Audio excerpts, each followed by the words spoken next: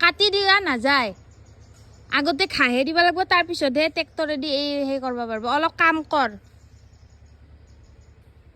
দে কোদালখন লচোন তই ঘাঁহবা জানা না নাই তো ভগৱান কনকৰ চলি হৈ পিনে তই এনেহেন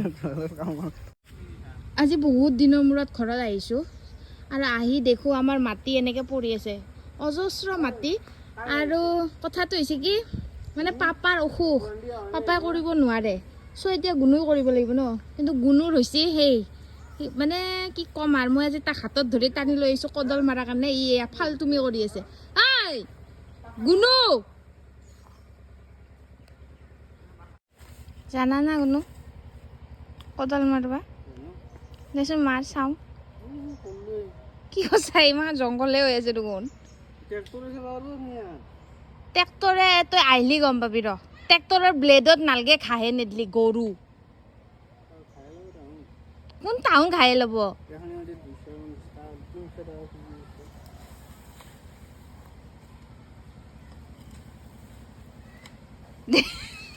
দে ভালকে কৰা যদি কিনো চাই থাকা